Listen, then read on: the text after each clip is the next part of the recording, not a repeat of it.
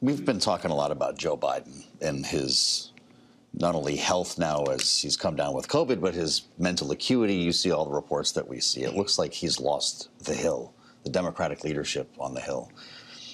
Is there a security component to this? As the chairman of the Intelligence Committee, do you worry about his state of mind and whether that presents a security problem for the United States? I'm sure I'll get lots of tweets about this, but is that a real question? Absolutely, and this is what I've described it as, is that we really have this vacuum in the administration of decision-making, indecisiveness that has occurred. There are 5 to 10 major policy issues that are gumped up in the Oval Office for which we can't get decisions. Now, I think his national security team, which is a very good national security team, has sort of dissolved into a NATO-style committee where if they all agree, we get great policies. But if they don't agree, then action shuts down because we have indecisiveness coming from the commander-in-chief. And I think that's our greatest threat. If they walk into the Oval Office today and tell him, Mr. President, we have a crisis and we need you to make a decision, I'm not confident he can. Are you confident that Kamala Harris could? Well, I would be not confident as to the decisions she makes. If she does make it, if she is presented with a decision to make and makes one, I think her policies would be much more dangerous than what we're seeing even out of this administration on foreign policy. Yeah, I don't want to bring it too far down the road on hypotheticals, but if he actually leaves the race here, does that change the calculus for Republicans in this election cycle for Donald Trump or down ballot races?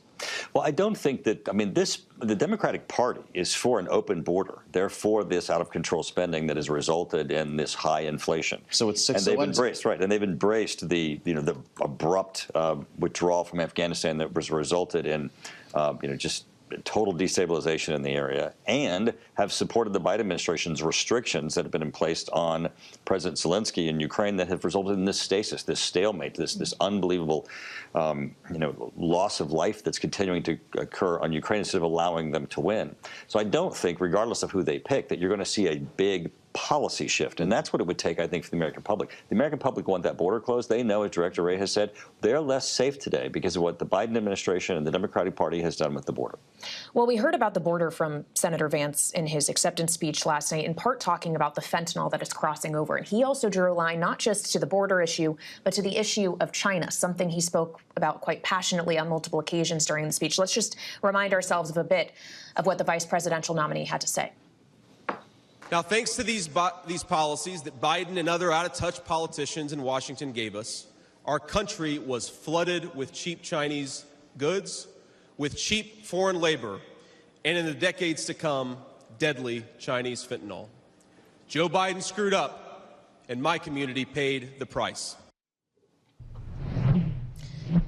Of course, Sir Senator Vance, Donald Trump have spoken out in favor of putting higher tariffs on goods coming from China. There's been a lot of conversation as to whether or not we're going down a road that could ultimately lead to a decoupling of our economies.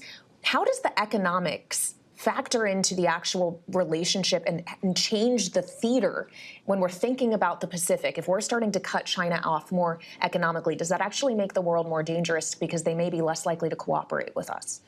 Well, I think what you're seeing is, I mean, we already have a global, trade economy that I think has brought greater prosperity around the globe and even to the United States. But we see that we have gone too far. The vulnerabilities that were evident during COVID in our supply chain and our manufacturing, where we weren't making the things here that we need in order to be able to survive. And then the second is we have a great workforce that is underutilized, and it's underutilized because we've allowed jobs to leave that ought to be in the United States. And, Senator Vance is actually, saying words that in Ohio are incredibly important. We've seen so many manufacturing jobs that have left that need to be brought back to the United States, and that's going to be an issue and certainly is a topic for this administration. You're going to be in the hall tonight for Donald Trump's speech, I suspect? Yes. We just got the speakers lineup here. Dana White, Hulk Hogan, what's the message? I think this, on that unity message, this really is the all-American team, right? Wrestling leagues are uniting here? Everybody's coming together, and I think they're coming together because they recognize that the Biden policy has been destructive to the United States, and the policies that Trump pursued in his first term, that he's going to pursue in his second term, will right that.